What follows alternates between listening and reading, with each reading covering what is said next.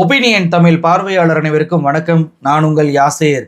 பிரதமர்ல இருந்து கடைசியா இருக்கக்கூடிய அண்ணாமலை வரைக்கும் நாங்க பொய் பேசுவதற்கு எங்களுடைய நாக்கு கொஞ்சம் கூட கூசாது அப்படின்றவங்க தான் இந்த பிஜேபி கட்சியை சேர்ந்தவர்கள். இன்னைக்கு நாங்கள் பொய் மட்டுமல்ல, நாகரிகமே இல்லாத கட்சியை சேர்ந்தவர்கள் அப்படின்னு சொல்லிட்டு நிரூபணம் பண்ணியிருக்கிறாங்க. அதுவும் பார்லிமெண்ட்ல வச்சு. இன்னைக்கு ஒன்றிய கல்வித்துறை அமைச்சராக இருக்கக்கூடிய தர்மேந்திர பிரதான் தமிழ்நாட்டு மக்களை பார்த்து நாகரிகமற்றவர்கள், ஜனநாயகமற்றவர்கள் அப்படின்னு சொல்லி பேசி உடனடியாக தமிழ்நாடு எம்பிக்களுடைய எதிர்ப்புக்கு பணிந்து மன்னிப்பும் கேட்டிருக்கிறார். இந்த தர்மேந்திர பிரதான் வெறும் தமிழர்களை மட்டும் கொச்சைப்படுத்தல, தமிழ்நாட்டு எம்பிக்களையும் தமிழ்நாடு அரசையுமே ஒரு பொய் குற்றச்சாட்டை இவர் வச்சிருக்கிறார். இவருடைய பொய்யை, இவருடைய கையெழுத்து போட்ட கடிதத்தை வச்சு இந்த வீடியோவில் அம்பலப்படுத்த போறோம். அது மட்டுமல்ல, இவருடைய சொந்த மாநிலமான ஒடிசாவை சேர்ந்த ஒரு பெண் எம்பி இந்த பிஜேபி மோடி அமித்ஷாவை அம்பலப்படுத்தி இருப்பதையும் இந்த வீடியோவில் நம்ம காட்ட போறோம். இந்த வீடியோவை முழுமையா பாருங்க. மறக்காம நம்மளுடைய ஒபினியன் தமிழ் சேனலை சப்ஸ்கிரைப் பண்ணிக்கோங்க. நாடாளுமன்றம் கூடிய முதல் நாளே தமிழ்நாடு எம்பிக்கள் மிகப்பெரிய சம்பவத்தை பண்ணிட்டாங்க. குறிப்பா சொல்லணும் அப்படின்னா, தமிழ்நாட்டுடைய தென் சென்னை தொகுதியுடைய எம்பியாக இருக்கக்கூடிய திருமதி தமிழச்சி தங்கபாண்டியன் அவர்கள் எடுத்த உடனே அவர் கேட்ட கேள்வி என்ன அப்படின்னா, around 2000 crores originally meant for Tamil Nadu for PM Shri have been diverted to other states due to the state's opposition to NEP 2020. So through you, I would like to raise concern which has been expressed by our Chief Minister through MK Stalin, that this is a death knell on cooperative federalism. And sir, through you, I would like to ask the Honorable Minister also, that is it right to use the financial allocation which is meant for actually spending the education, the school education children, is it right to use it as a revengeful tool against the state government, which is actually affecting the education of the school children? Sir, what is your question, honorable member? I would like to ask the union government through you, sir, that will it assure the parliament that no state will face fund cuts for rejecting a policy not mandated by law? Thank you, sir. தமிழ்நாட்டுக்கு வழங்க வேண்டிய கல்வி நிதியை மற்ற மாநிலங்களுக்கு நீங்க மடைமாற்றி விட்டீங்க. இதுதான் கூட்டாட்சி தத்துவமா? ஒரு மாநில அரசை பழிவாங்குவதற்கு ஸ்கூல் நிதியை நிறுத்தலாமா? பார்லிமெண்டால ஒதுக்கப்பட்ட ஒப்புக்கொள்ளப்பட்ட ஒரு நிதியை, ஒரு பாலிசியை ஏற்றுக்கொள்ளவில்லை என்பதற்காக எப்படி கொடுக்காம இருக்க முடியும் அப்படின்ற ஒரு கேள்வியை கேட்டுட்டாரு. இப்படிப்பட்ட கேள்வி கேட்டா அதற்கு உண்மையிலே தர்மேந்திர பிரதான் ஒரு யோகியனா இருந்தா என்ன பதில் சொல்லணும்? நிதி ஏன் கொடுக்கல அப்படின்ற வார்த்தையை பயன்படுத்தணும். ஆனா மறுபடியும் இந்த பிஜேபியினர் திசை திருப்புகளை பண்ணிக்கிட்டே இருக்காங்க. ஏன்னா ஆரம்பம் முதலே பாருங்களேன், நம்ம நிதி கேட்டோம் அப்படின்னா மும்மொழி கொள்கையை தீட்டு வருவாங்க, நம்ம நிதி கேட்டோம் அப்படின்னா பிஎம் ஸ்ரீ திட்டத்தை சொல்லுவாங்க. இப்படி முன்னுக்கு பின் முரணாக தமிழ்நாட்டு மக்களை திசை திருப்பக்கூடிய இந்த பிஜேபி இன்னைக்கு நாடாளுமன்றத்திலையுமே திசை திருப்பி இருக்கிறாங்க. இந்த ஒன்றிய கல்வித்துறை அமைச்சரான தர்மேந்திர பிரதான் இவர் என்ன தெரியுமா சொல்றாரு? மார்ச் 31 வரைக்கும் இந்த நிதியாண்டோடைய டைம் இருக்கு. இன்னைக்கு மார்ச் 10 தான். இன்னும் 20 நாள் இருக்கு. நாங்க பேச்சுவார்த்தைக்கு தயாரா இருக்கிறோம். தமிழ்நாடு எம்பிக்கள் அவங்களுடைய மாநில கல்வி அமைச்சரான அன்பில் மகேஷோட என்னை பார்த்து பிஎம் ஸ்ரீ திட்டத்துக்கு நாங்க ஓகே பண்றோம், ஒப்புதல் கொடுக்குறோம் அப்படின்னு சொல்லி ஏற்றுக்கொண்ட பிறகு இப்போ யூட்டர்ன் அடிக்கிறாங்க. பாஜக ஆளாத மாநிலங்களான கர்நாடகா கூட பிஎம் ஸ்ரீ திட்டத்தை ஏற்றுக்கொண்டாங்க, என்இபி ஏற்றுக்கொண்டாங்க. இவங்க நேர்மையானவர்களே இல்ல, தமிழ்நாட்டுடைய ஸ்டூடெண்ட்டுடைய வாழ்க்கையில எதிர்காலத்துல இவங்க விளையாடிக்கிட்டு இருக்கிறாங்க அப்படின்ற வார்த்தையை இந்த தர்மேந்திர பிரதான் பயன்படுத்தி இருக்கிறாரு. Tamil Nadu government has ready to sign an MOU with government of India for accepting PM Shri. Few of my members, few of my MP colleagues came to see me. They came to the honorable member who raised the question. She also came to see me with honorable Education Minister of Tamil Nadu. They agreed, they went back. ஆனா உண்மை என்ன தெரியுமா?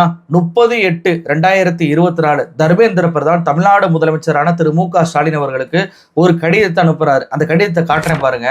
இந்த கடிதத்துல paragraph 6ல பாருங்க, தெளிவா இருக்கு. 15/3/2024 தமிழ்நாடு அரசு என்ன சொல்லியிருப்பதாக அவர் சொல்றாரு?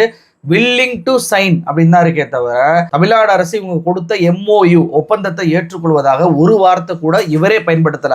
அதுக்கப்புறம் அடுத்த வரியை பாருங்க.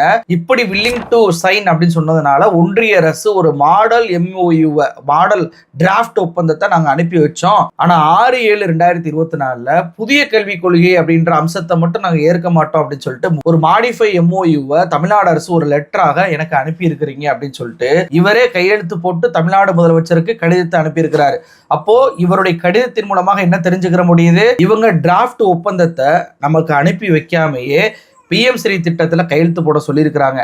பிஎம் ஸ்ரீ திட்டத்தை பொறுத்த வரைக்கும் நாங்க கையெழுத்து போட ரெடியா இருக்கோம், ஆனா எங்க மாநிலத்தில் இதற்காகவே ஒரு கமிட்டி அமைச்சிருக்கிறோம், அந்த கமிட்டி என்ன சொல்லுதோ அதன் அடிப்படையில நாங்க கையெழுத்து போடுறோம் அப்படின்னு தான் தமிழ்நாடு அரசு சொல்லியிருக்கிறது. அதன் பின்பு அந்த கமிட்டி ஆய்வு பண்ணி 6/7/2024 இந்த பிஎம் ஸ்ரீ திட்டத்தை நாங்க ஏற்றுக்கொள்ளணும் அப்படின்னா புதிய கல்விக் கொள்கையை ஏற்றுக்கொள்ள வேண்டும் என்ற நிபந்தனையை நாங்க ஏற்க முடியாது அப்படின்னு சொல்லிட்டு மிக தெளிவாகவே தமிழ்நாடு அரசு சொல்லியிருப்பதை தர்மேந்திர பிரதானே தன்னுடைய கடிதத்துல மிக தெளிவா சொல்லியிருக்கிறாரு. இப்ப முதலமைச்சருக்கு அனுப்பிய கடிதத்துல தமிழ்நாடு அரசு கையெழுத்தே போடல அப்படின்னு சொல்லியிருக்கிறாரு.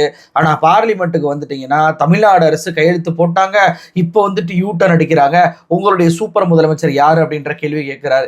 என்ன தர்மேந்திர பிரதான், அப்ப நீங்க அந்த கடிதத்தை அனுப்பலையா? அப்ப பரமாத்மா மோடி மாதிரி நீங்களும் பரமாத்மா ஆகி அந்த கடிதத்தை அனுப்புனீங்களா? இந்த தர்மேந்திர பிரதான் பார்லிமெண்ட்ல மட்டும் பொய்ய சொல்லலுங்க, வெளியே பார்லிமெண்ட்டுக்கு வெளியே பிரஸ் மீட்டை சந்திக்கும் போதுமே பொய்யை தான் கக்கி இருக்கிறாரு. என்ன சொல்லியிருக்கிறாருன்னு பாருங்க.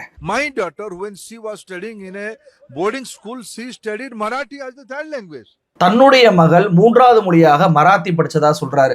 ஆனா உண்மையிலேயே இவருடைய மகள் எங்க படிச்சாங்க தெரியுமா? Mayor girl higher secondary school ஆங்கில மீடியத்துல தான் இவருடைய மகளை படிக்க வச்சாரு. அதுவும் வெளிநாட்டுல வந்து யூஎஸ்ல ஃபிளெச்சர் ஸ்கூல் அப்படின்ற ஒரு அமெரிக்கா கல்லூரியில மாஸ்டர் ஆஃப் லா படிக்க வச்சாரு. இவருடைய பையனும் விதிவிலக்கு இல்ல. இவருடைய பையன் பாத்தீங்க அப்படின்னா த டூன் ஸ்கூல் அப்படின்ற ஒரு ஸ்கூல்ல ஆங்கில மீடியத்துல படிச்சிருக்கிறாங்க. இந்த டூன் ஸ்கூலுக்குள்ள எல்லாம் நுழையணும்னாவே அதற்கு தனிப்பட்ட முறையில எக்ஸாமே எழுதி போனோம்.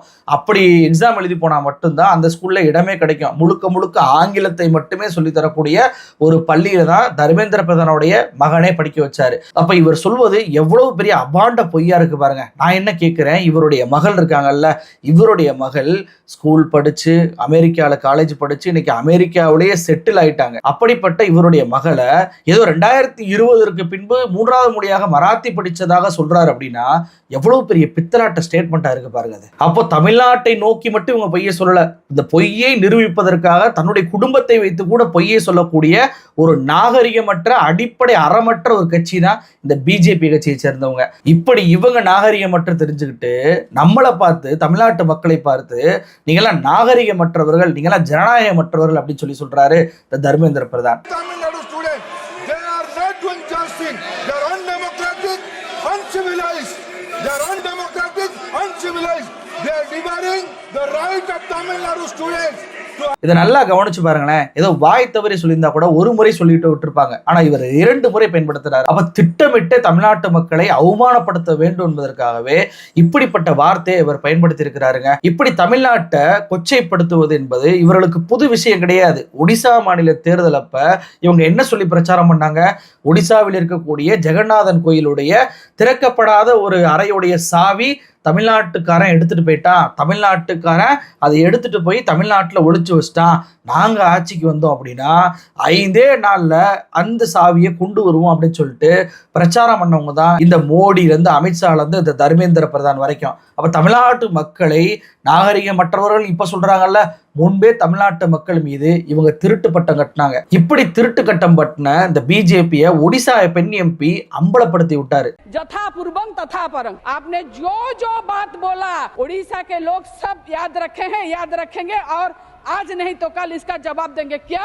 आपने बोला हमारे जो जगन्नाथ जी का रत्न भंडार है, वो रत्न भंडार का चाबी तमिलनाडु ने तमिलनाडु ले लिया। मगर अगर देखा जाए जो हमारे आद्य सेवक गजपति महाराज जी है, वो क्या बोले, चाबी सही सलामत है। फिर क्या हुआ, आप क्यों ऐसे बोले, तमिलनाडु चला गया, इसके लिए आपको माफी मांगना चाहिए। और फिर आपने वादा किया रत्न भंडार को आएंगे तो 6 दिन में 8 दिन में खुलवा देंगे। आपको तो आए हुए बहुत दिन हो गया, रत्न भंडार तो खुला नहीं। ये झूठ क्या था, मतलब आप झूठ बोलो, झूठ के ऊपर झूठ बोलो और झूठ को सच करने के लिए और झूठ बोलो, यही है கேம்பெயின் आपका। என்னப்பா ஜெகநாதன் கோயிலுடைய சாவியை தமிழ்நாட்டு மக்கள் திருடிட்டு போயிட்டாங்கன்னு சொன்னீங்களே, 5 நாள்ல அந்த நான் கொண்டு வருவேன்னு சொன்னீங்களே, இப்ப பல மாசம் ஆச்சு, எப்ப நீங்க வந்து அந்த சாவியை கொண்டு வர போறீங்க? அப்ப நீங்க சொன்னது பொய்ன்னு ஒத்துக்கிட்டு தமிழ்நாட்டு மக்கள் மீது கட்டிய அந்த திருட்டு பட்டத்தை வாபஸ் வாங்குங்க அப்படின்னு சொல்லிட்டு நெத்தியடியாக மோடி அமித்ஷா இருக்கும் போதே அதே அவையில கேள்வி கேட்டாரு அந்த ஒடிசா பெண் எம்பி. பதில் சொல்லவே இல்லையே. எப்படி பதில் சொல்லுவாங்க? இவங்க தான் நாகரிகமற்ற பொய் பேசுவதற்கு நாக்கூசாத கட்சியை சேர்ந்தவர்களாச்சே. அப்ப தமிழ்நாட்டுடைய எம்பிக்களையும் தமிழ்நாடு அரசையும் தமிழ்நாட்டு மக்களையும் நாகரிகமற்றவர்கள் சொன்ன உடனேயே குதித்தெழுந்த தமிழ்நாட்டுடைய எம்பிக்கள் பிரதானுடைய இருக்கைக்கு பக்கத்திலே போய் எதிர்ப்பு தெரிவிக்க ஆரம்பிச்சிட்டாங்க. கனிமொழி எம்பி அவர்கள் ஆவேசமாக பேசி எப்படி நீங்க இப்படி பேச முடிச்சு அப்படின்னு சொல்லி கேட்கும் போதே இந்த பிஜேபி என்ன தெரியுமா பண்ணாங்க, அந்த சபாநாயகரா இருக்காருல்ல ஓம் பிர்லா, இவர் தமிழச்சி தங்கப்பாண்டியன் பேசும் போதும் பாத்தீங்க அப்படின்னா போதும் போதும் உங்களுடைய கேள்வி என்ன அப்படின்னு சொல்லிட்டு பேசவே விடாம தடுத்தாரு. தமிழ்நாட்டு மக்களை நாகரிகமற்றவர்கள் அப்படின்னு சொல்லி சொல்லும் போது அதற்கு கனிமொழி அவர்கள் எதிர்வினையாற்றாரு. அப்படி பேசும்போதே மைக் ஆஃப் பண்றாருங்க இந்த Om Birla. We have issues with the NEP, it cannot be accepted in total and the funds have to be released and he's requested the funds to be released. So Tamil Nadu or the Tamil MPs from Tamil Nadu have never accepted 3 lakhs. அப்ப எவ்வளவு பெரிய திமிரும் ஆணவமும் ஒட்டுமொத்த பிஜேபிக்கும் தமிழ்நாட்டு மக்களை நோக்கி இருக்கு அப்படின்னு சொல்லி பாருங்க. அப்ப எதிர்ப்பு வந்து மிகப்பெரிய அளவுல எதிர்ந்த உடனே பாத்தீங்க அப்படின்னா ஒன்றிய கல்வித்துறை அமைச்சரான தர்மேந்திர பிரதான் எந்திரிச்சு நான் அந்த சொன்ன அந்த நாகரிகமற்றவர்ன்ற வார்த்தையை நான் வாபஸ் வாங்கிக்கிறேன் அப்படின்னு சொல்லிட்டு மண்டிட்டு இருக்கிறாரு. சாவர்கராக மாறி இருக்கிறாரு முதல் நாள்லே. தமிழ்நாட்டு மக்களை சீண்டுனீங்க அப்படின்னா அந்த நொடியே நீங்க சாவர்கரா தான் மாறணும் அப்படின்றத இன்னைக்கு தமிழ்நாட்டு மக்களால் தேர்ந்தெடுக்கப்பட்ட எம்பிக்கள் இன்னைக்கு ஒரு பாடமாவே பிஜேபிக்கு உணர்த்தி இருக்கிறாங்க அப்படின்றது உண்மையிலேயே எங்களுக்கு பெருமைக்குரிய விஷயமா இருக்கு. எதற்கெடுத்தாலும் பிரதமர் தமிழ் மொழியை வந்து நேசிக்கிறார். எதற்கெடுத்தாலும் தமிழ்நாட்டு கலாச்சாரத்தை பிரதமர் பல்வேறு நாடுகளுக்கு கொண்டு செல்கிறார். திருக்குறளை பல்வேறு மொழிகளில் மொழிபெயர்த்து விட்டார். காசி தமிழ் சங்கத்தை நடத்தி இருக்கிறார். தமிழ் மொழி மீது அவங்களுக்கு அவ்வளவு பெரிய பற்று இருக்கு அப்படின்னு சொல்லிட்டு இந்த பிஜேபியினர் எதற்கெடுத்தாலும் மோடியை தூக்கி பேசுறாங்கல்ல. நான் இந்த மோடியை பார்த்து கேட்கிறேன், இன்னைக்கு தர்மேந்திர பிரதான் தமிழ்நாட்டு மக்களை பார்த்து நாகரிகமற்றவர்னு சொல்லியிருக்கிறாங்களே, இதை நீங்க ஏத்துக்கிறீங்களா? ஏத்துக்கிறல அப்படின்னா உங்களுடைய அறிக்கை வாயிலவோ அல்லது ட்விட்டர் பக்கத்திலேயோ பிரதானுடைய கருத்து கண்டிக்கத்தக்கது. அது பிஜேபியுடைய கருத்து அல்ல. பிரதான் அவர்கள் கண்டிப்பாக மன்னிப்பு கேட்க வேண்டும் அப்படின்னு சொல்லிட்டு ஒரு அறிக்கை விட தயாரா இருக்கீங்களா? நீங்க விட மாட்டீங்க. எப்படி அம்பேத்கரை அவமானப்படுத்தி இழிவுபடுத்தி அமித்ஷாவை நீங்க காப்பாத்துனீங்களோ, ராகுல் காந்தி அடித்து விட்டார், மண்டையை உடைத்து விட்டார் அப்படின்னு சொல்லிட்டு காப்பாத்துனீங்களோ, அதே மாதிரி வேற ஏதாவது பண்ணி தர்மேந்திர பிரதானை காப்பாற்றதான் நீங்க முயற்சிப்பீங்களே தவிர ஒருபோதும் தமிழ்நாட்டு மக்கள் கிட்ட நீங்க நேர்மையாவே நடந்து கொள்ள மாட்டீங்க. மாறா என்ன பண்ணுவீங்க?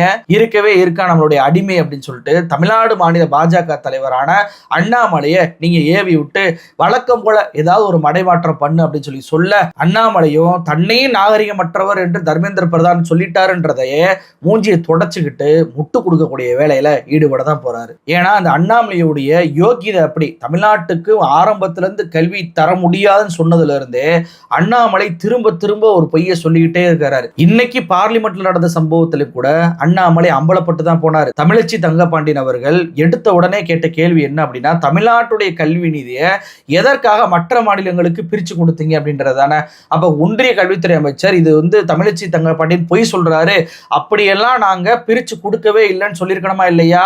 சொல்லவே இல்லை. ஏன்னா அவங்க பிரிச்சு கொடுத்துட்டாங்க. ஆனா இந்த அண்ணாமலை அன்னைக்கு என்ன சொன்னாரு, முதலமைச்சர் இப்படி பிரிச்சு கொடுத்ததாக பொய்ய சொல்றாரு, கற்பனையிலே வாழ்றாரு அப்படின்னு சொல்லிட்டு தமிழ்நாட்டு மக்களை திசை திருப்பினாரு. இது முதல் முறை கிடையாது. முதல் நம்ம நிதியை கொடுங்க, ஏன் கொடுக்க மாட்டீங்கன்னு சொல்லி கேட்கும்போது அதெல்லாம் நிதியை கொடுத்துட்டாங்க அப்படின்னு சொல்லிட்டு ஒரு வீடியோவை வெளியிட்டாரு. அதன் பின்பு நிதியை கொடுக்க முடியாதுன்னு சொல்லி தர்மேந்திர பிரதான் சொன்ன போது இன்னும் யாரும் எந்த மாநிலத்துக்குமே நிதி கொடுக்கல அப்படின்னு சொன்னாரு. நாடாளுமன்றத்துல மற்ற மாநிலங்களுக்கெல்லாம் நிதி கொடுத்தது அம்பலமானோனைய இல்ல, தமிழ்நாட்டு மக்களுடைய நிதியெல்லாம் எந்த மாநிலத்துக்கு பிரிச்சு கொடுக்கலன்றாரு. இன்னைக்கு நாடாளுமன்ற தமிழச்சியுடைய எக்ஸ்போஸ் மூலமாகவே அண்ணாமலை சொன்னது மீண்டும் ஒரு பொய் அப்படின்றது இன்னைக்கு அம்பலமாயிருக்குல. அப்ப தொடர்ச்சியாக தமிழ்நாட்டு மக்களுடைய கல்வி நிதி பறிக்கப்பட்டாலும் பரவாயில்ல, தமிழ்நாட்டு மாணவர்களுடைய கல்வி பாதிக்கப்பட்டாலும் பரவாயில்ல, நாங்க ஒன்றிய அரசுக்கும் பிஜேபிக்கும் தான் அரணா நிற்போம்.